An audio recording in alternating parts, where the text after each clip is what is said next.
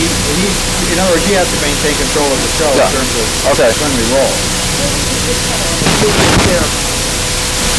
Yeah, okay.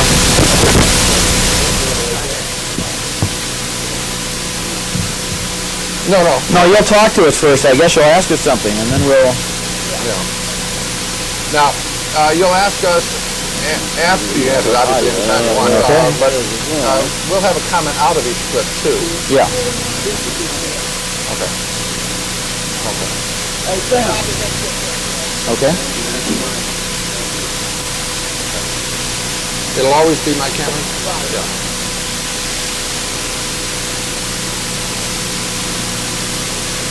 I wouldn't mind having the monitor over a little bit further to the left. Gene, yourself too? Fine. See, it's right there, right in my... Yeah, I agree with you. Because when we're looking... The other thing is that... The other thing that was done in the past shows, which was fabulous, was the monitor was covered when we were on. There was a blanket put over it.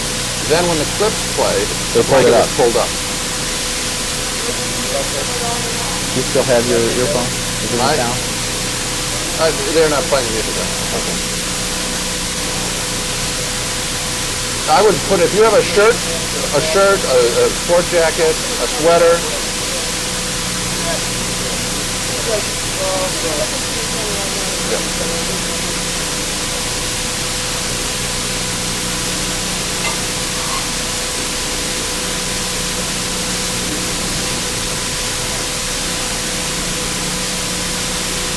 Dab.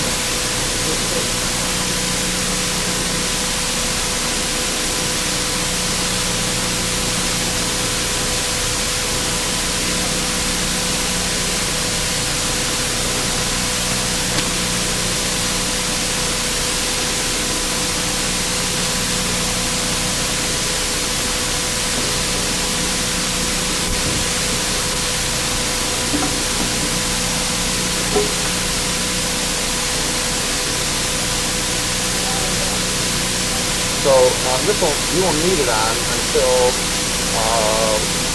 our segment. We just don't want to see ourselves.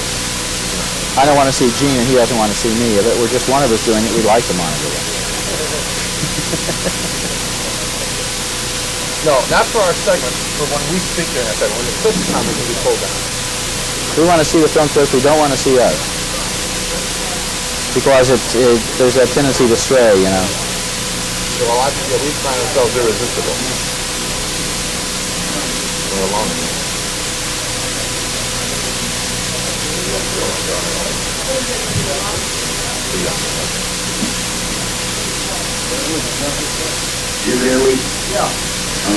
That red sweater really does. Oh, geez, now I know why I wear blue ones. Jesus. Well, we have a surprise visitor here on At the Movies tonight, Sandy.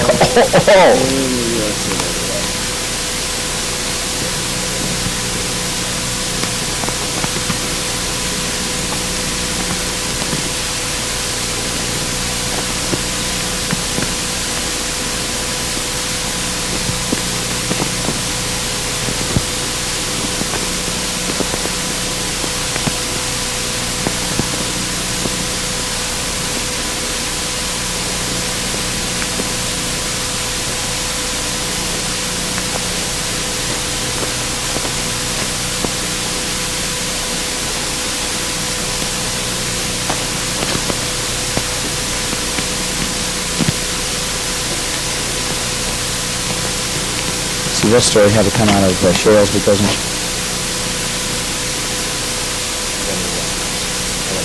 chairs or would have missed anyone else did. That's the truth. Which is the thing that I think on TV. I mean, he would never write this. So we were going to go see you.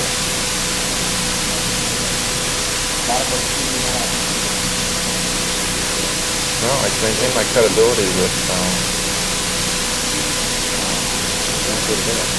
doing the story. Call them back if you don't keep it back. He's very dumb. And she wanted to be protected.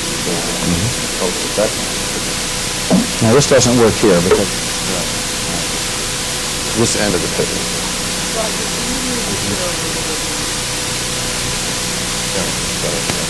Like this? Okay.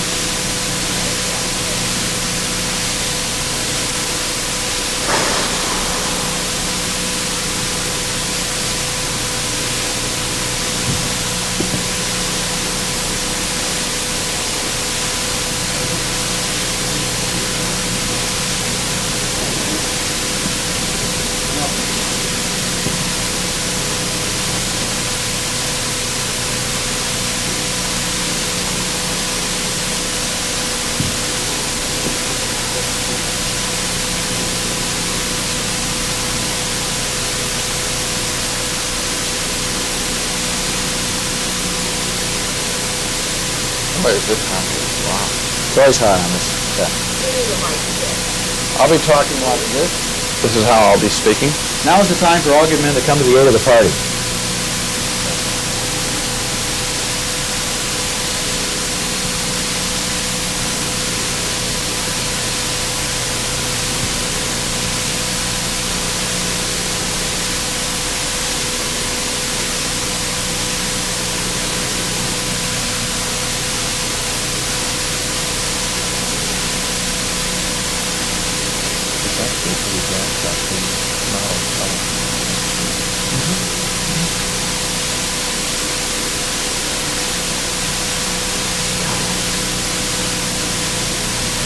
Could you just take a shears and cut up the back of my sport coat so that the front will?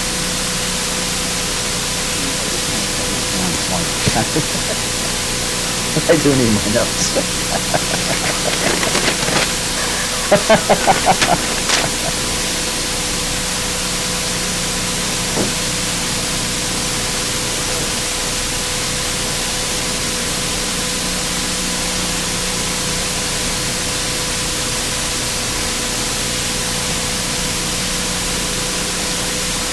Now is the time for all good men to come to the aid of the party.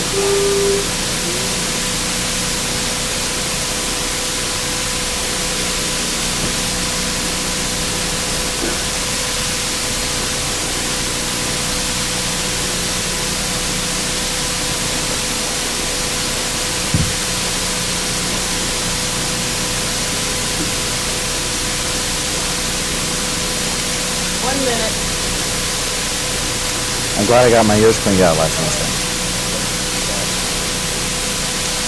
I wonder what they're going to do if I talk to you. Will they take you from the other channel? You know? That's their problem. Oh, and I have to remember when I'm talking to Sandra, I look at that.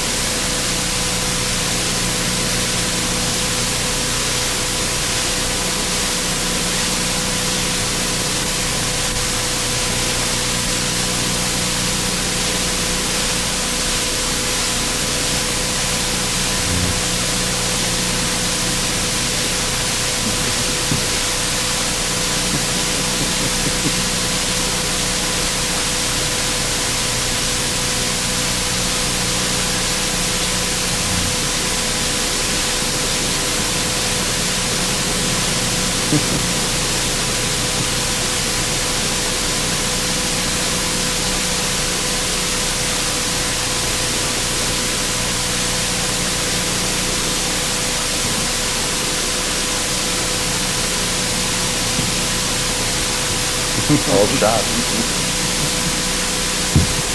Like when I had my lousy pants on. That's all I know.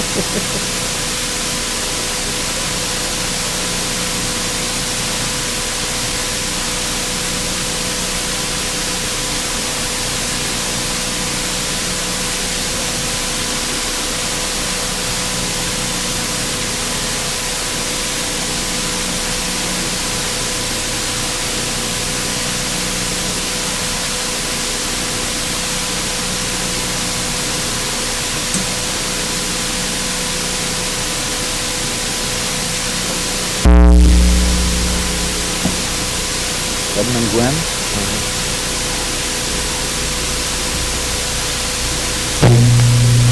Edmund Gwen. Yeah.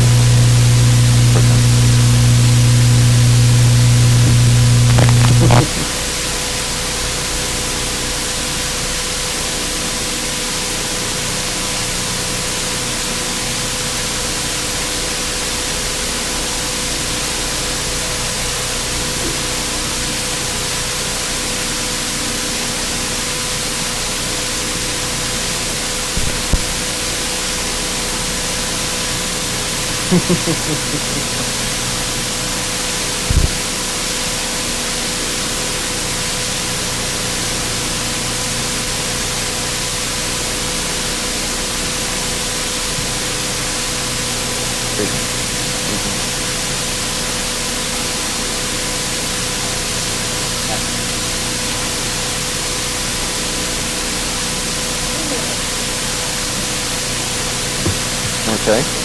Pam, you'll let us know when to wrap it up. Yeah. We heard you, Pam.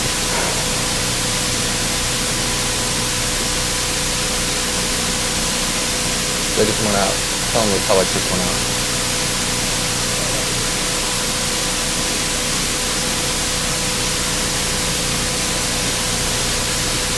Now, the telex has dropped out. Do they know that? Okay. You can actually cover that now, right, Gene? Yeah. And then uncover it for the clip. Yeah. Let me do the first thing.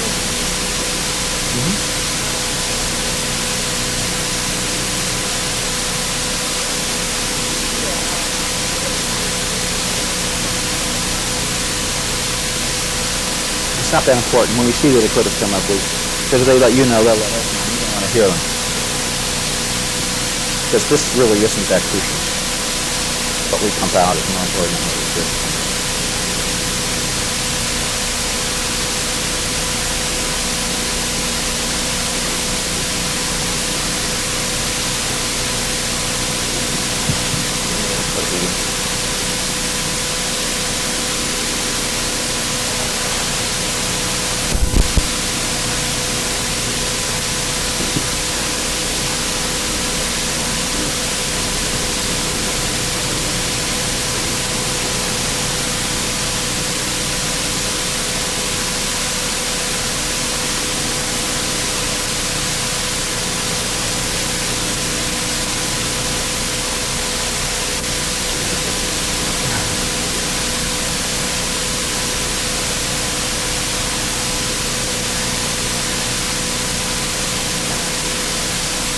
Sandy, I often think that Christmas movies are the movies as Christmas is to life.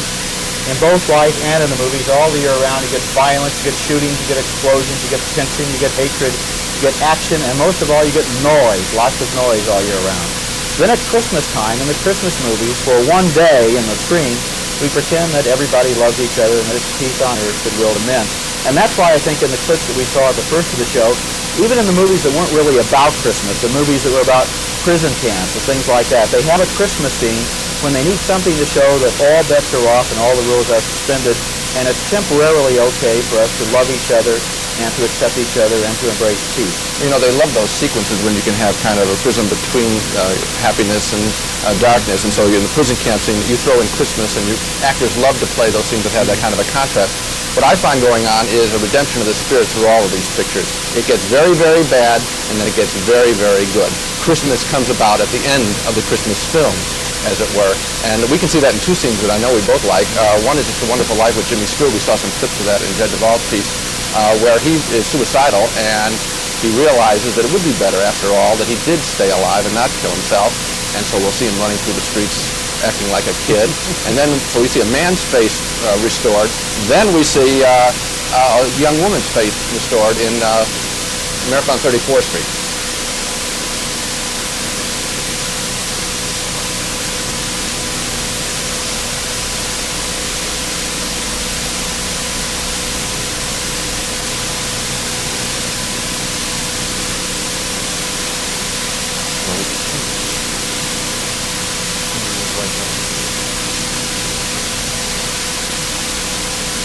Of course, now here's Miracle on 34th Street.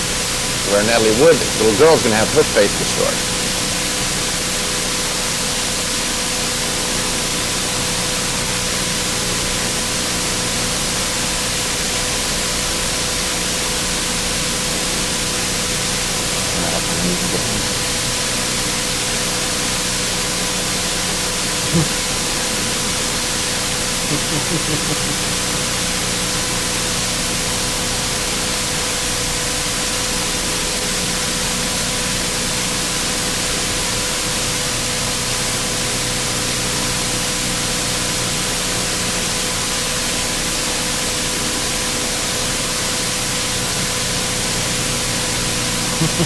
You know it's an old movie when the post office is the hero, right? But everything there from a little girl, you know, it's bad for this little girl. Is he just whiskers like we saw at the beginning of that film series? No, it turns out he's really Santa Claus. That's the triumphant message of all these things.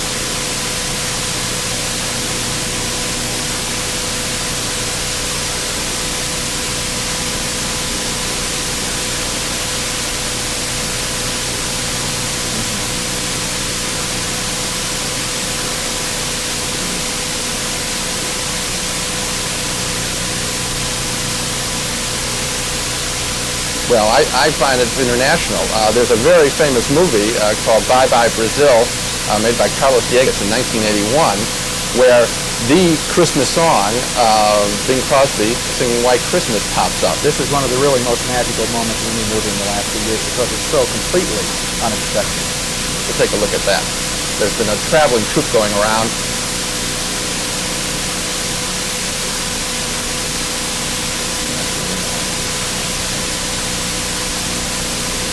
Say it afterwards, okay.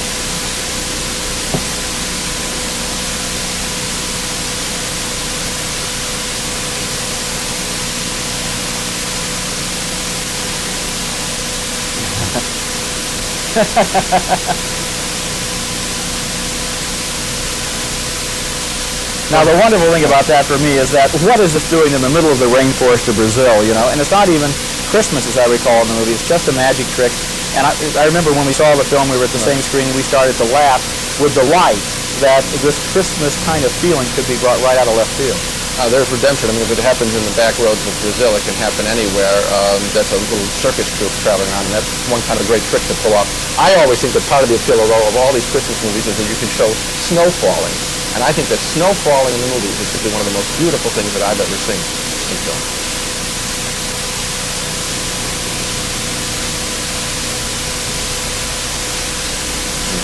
It helps. Well, I saw It's a Wonderful Life again on Christmas Eve. I think a lot of people did. It was on television. I was thinking Jimmy Stewart has the qualities to sell this role. He is every man. He can say corny things and be believable. Today, we have a lot of actors who have been schooled in such realism that sometimes I think they would find it rather awkward to be in this kind of magic. You know what they would find it awkward, not getting the down part. Everybody's going to think I'm corny. No, the down part wouldn't hurt them. You know, they could get suicidal. De Niro, Hoffman, and Duvall. They can all play Christmas Eve, but they couldn't play Christmas Day. They'd have a tough time being that expansive, that positive about life. I think though that they would love the chance to do it. I think they realize they've gone a little too far too. They might. It's a Wonderful Life doesn't stand up to a whole lot of analysis. You could ask whether the Jimmy Stewart character really should feel that he has to jump off of that bridge. If you really look at that movie carefully, but of course in terms of It's a Wonderful Life, you never ask that question. You don't ask any questions about the picture. You certainly don't ask any questions at the end when you see him around a Christmas tree with all of his neighbors saying they're glad that he's alive, and I think it's his brother who says he's the richest man in town because he has all of these friends. It's a beautiful moment, the final scene in It's a Wonderful Life.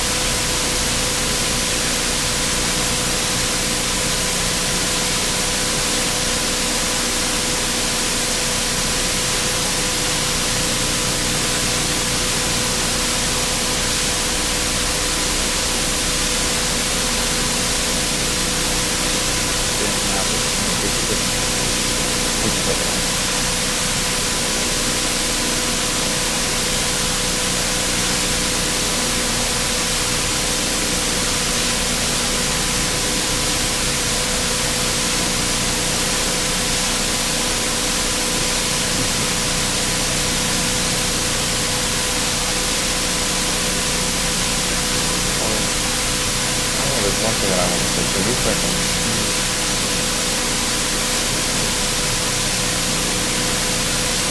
You know, go ahead.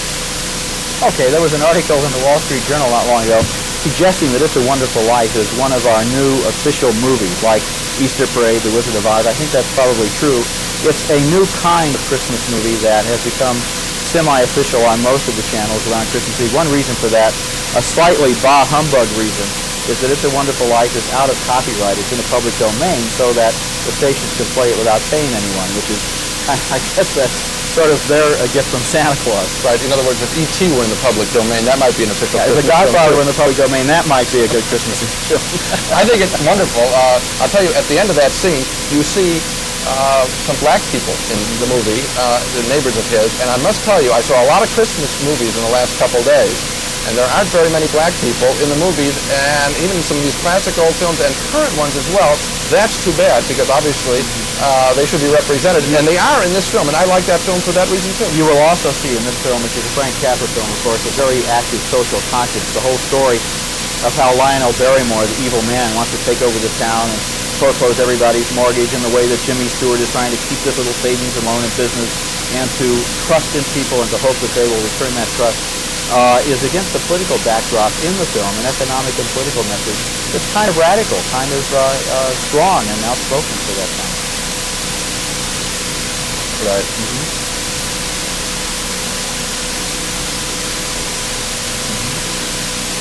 You know, this was a film that his own company produced, I believe. He was going to set up in the war, a bunch of directors who'd worked together in the war were going to band together and have their own film company. And this was the first production. They ended up selling the company, but this was the pure director's film. And I think that was the director holding control.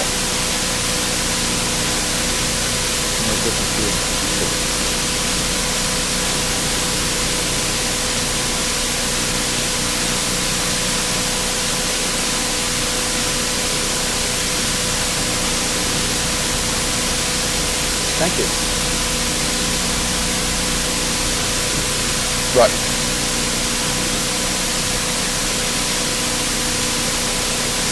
Midnight your time? Let him talk. You know I got this one? We were fine. Liberty Films. Come up with it. I thought it went very well. Yeah. The other reason why he got away with it in 1947 is that it happened on Christmas. It was taking place on the 4th of July. I thought it was a little bit more background about it. What did you list? Now these are my preferences. This is not the whole list. These are up in lead and support Kathleen Turner, Jamie Lee Curtis, Teresa Russell, Cooper, excellent. This is Caesar, Philip Baker Hall, F. Murray Abraham, Jeff Bridges, Robert De Niro, Clint Eastwood, Steve Martin. You can add Albert Finney.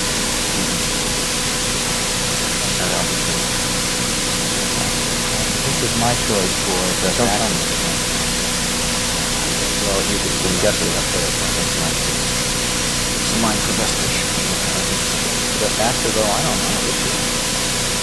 Once again, this year it's actor. Just for one. Clint Eastwood will probably get nominated for this. Did it? No. You have to near critics, and I think that they'll just do it because the Academy realized. Could I get off the set now? Do you know? Oh no. Telephone. Forget it. Yeah. No big. Oh yeah. If I can. He wants to call his wife. I always check in with my wife to see if it was acceptable. My wife's the producer.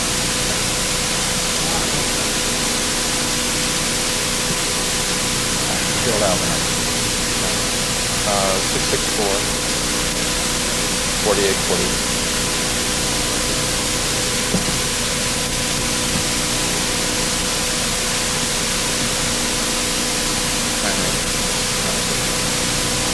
Yeah.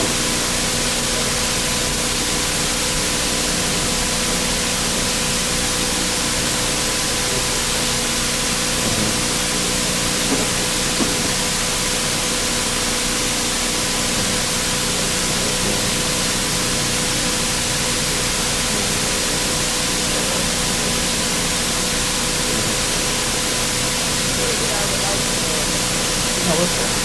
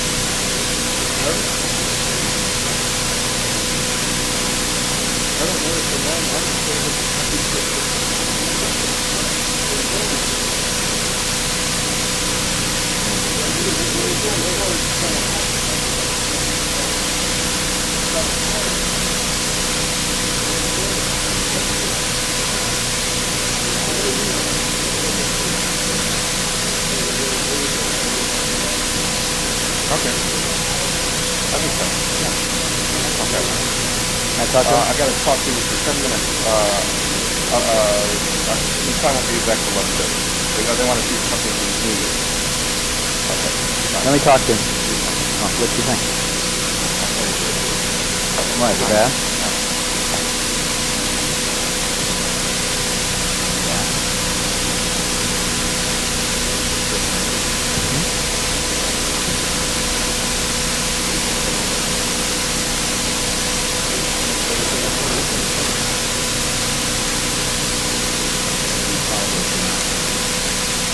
Well, no, at least.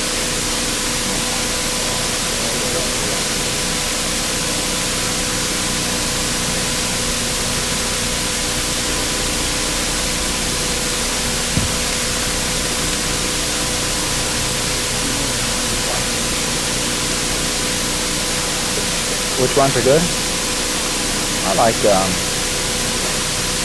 Patsy India.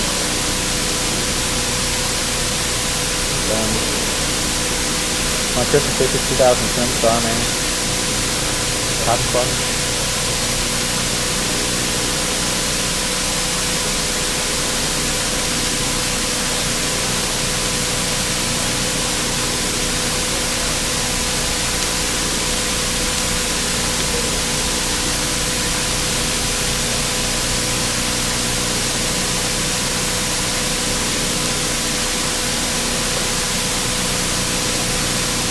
Very observant. There's no way knowing that.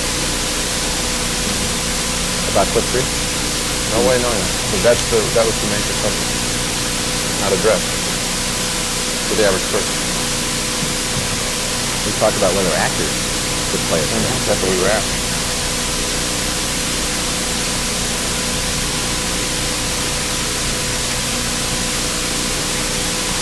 Would they think it too much? I disagree with that. They're world-class direct actors. I wouldn't say that.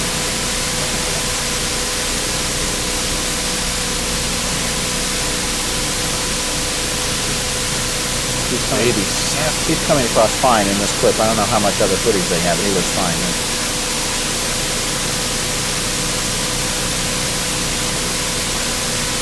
Those old times don't dress like that. Real colorful, splashy, clashing. The Disney animators always dress I like saw him at a party at Bruce Springseen's house in '67 when I was new on the beach. And I thought, I looked around the room.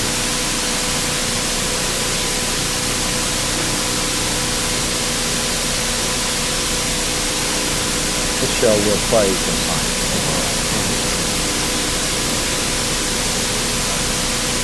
What I was interested in finding out from her was how they handled the fact that they seemed to be rolling the clips while you were still talking. I would have hoped they would have kept you talking in the clip. No, but might be something else. Couldn't tell what it was. The mistake was we rolled too soon on. But what we should have Yeah. Yeah, because I would have just shut up.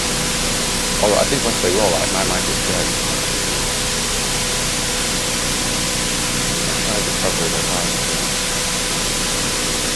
See, what I should have said was told her to open my, tell her to open my mic so that, and I'll voice over the beginning. But oh, I don't understand why this is the tip.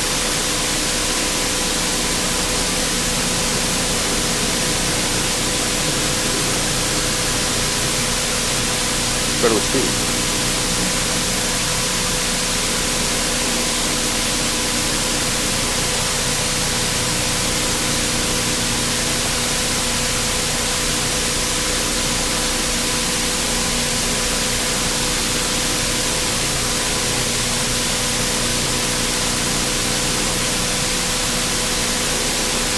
Saying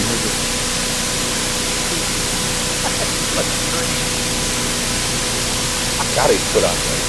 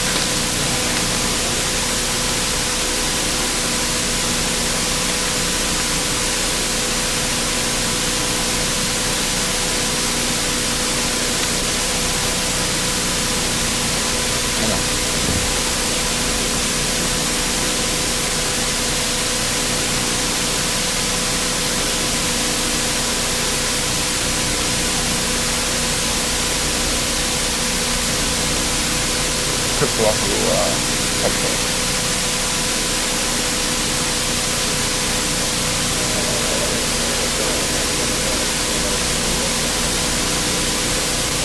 Okay. Roger, you pick up 7-9. Hello. Hi. This is Roger.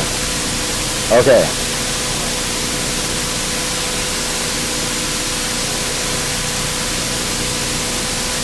Yeah, we are standing by with what we think is going to have the best picture after an accident. Way out on a limb.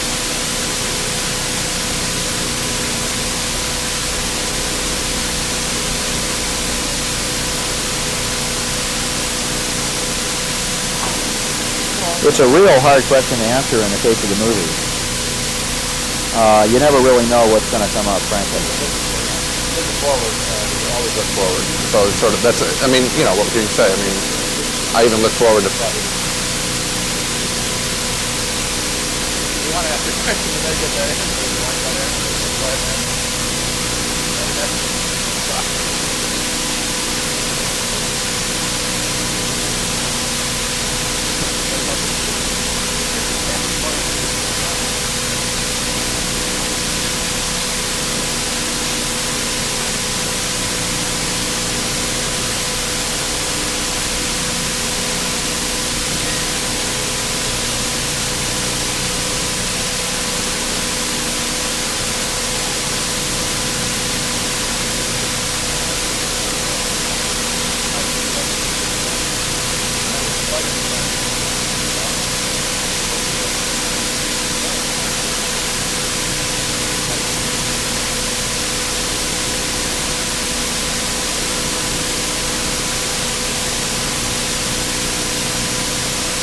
But that's why I refer to it. I don't know if you mentioned Stanley went on TV or not either.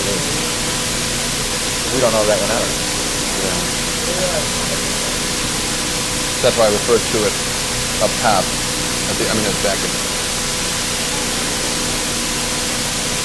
Okay.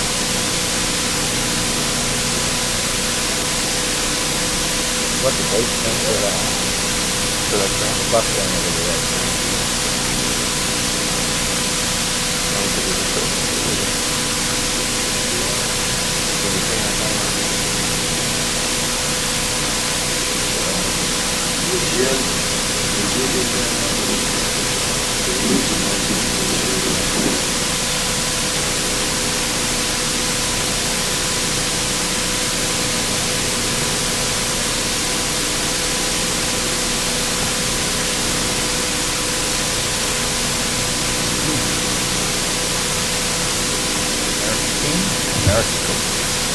remember Chicago when you want to be like imagine John Connor. He's probably absolutely broken still, trying to smile.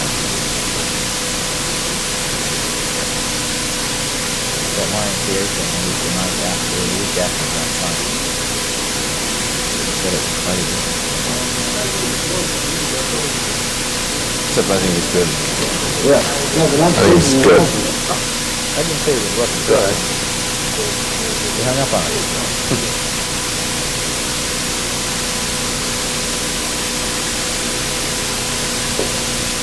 Okay.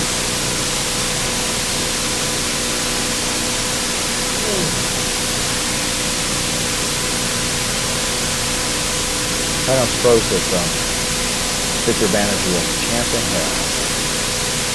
That's my question. Jeff Bridges might. Was the movie making it? Did it have a bit of pickup at technology? I don't know.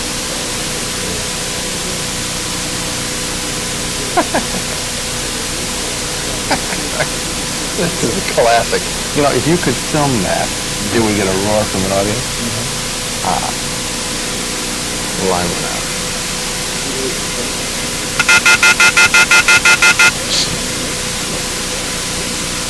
Clock was going.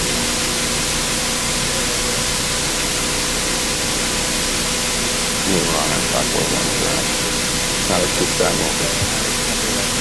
Remind me that next time you ask me.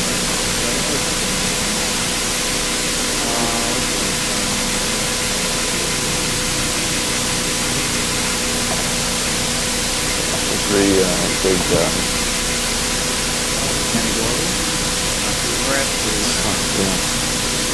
in lead. Sure. Trump.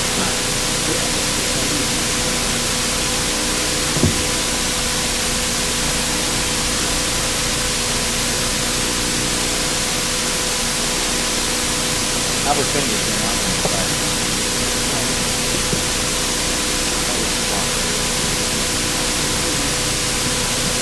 Keep your own counsel. Stand by. Quiet, please.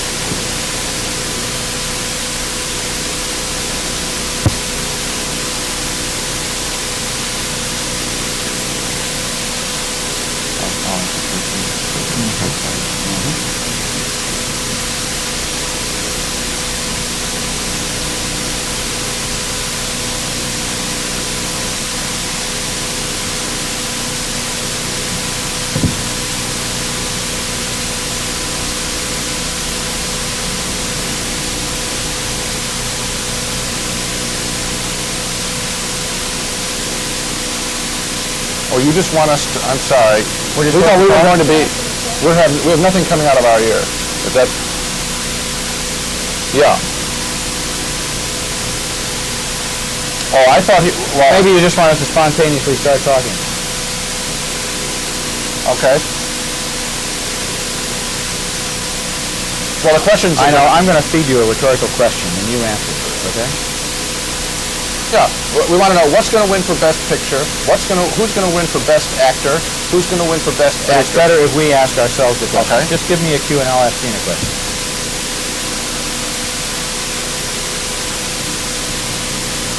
Okay.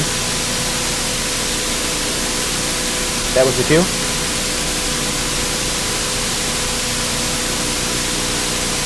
Stop. Okay. So what category should we limit it to? Picture? Actor and actress. Okay, picture. You. The Best Picture, I think, is going to be A Passage to India. David Lean, great filmmaker, coming back after 14-year absence. There's a lot. The audience that votes for the Oscars, meaning the Academy membership, is average age about 55 or something. They love David Lean, A Passage to India, classy film. It's probably got a real good chance. I'm going to predict Amadeus, the picture about Mozart. I think that it was wonderfully made, Milos Forman, and popular in Hollywood. Good film. I'm going to give it Amadeus. Okay. Best actor. I think it's going to be Albert Finney. I don't think he's ever won. I'm not sure about that. But this would be for, can't come up with the name of the film. Under the Volcano. Under the Volcano. Under the Volcano. Yeah, I think he's very good, and I think he'll win. It's not a great year for actors. It's hard to pick I one. have more trouble in this category than any other. I think that if Starman makes a hit at the box office, Jeff Bridges might have a chance. Too light a film. They always vote for the heavy They dramatic. will never go for Victor Banerjee and Passage to India unless it's a Passage to India suite. So I'm going to go also with Albert Finney. While convinced that I'm probably going to be wrong. Now, No, you're right. Now, because you agree with me. That's let me go first this time. Best actress Sally Field, Places in the Heart. I think it's a walk away. I think she'll win. She's very popular. They like her. Cute as a button. Those older voters, they say, oh, isn't she cute? And she can act too.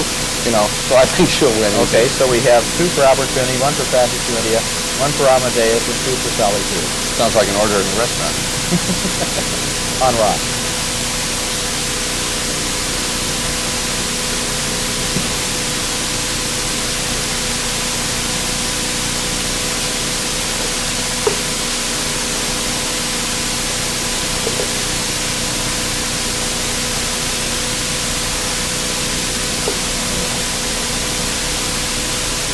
Is that acceptable?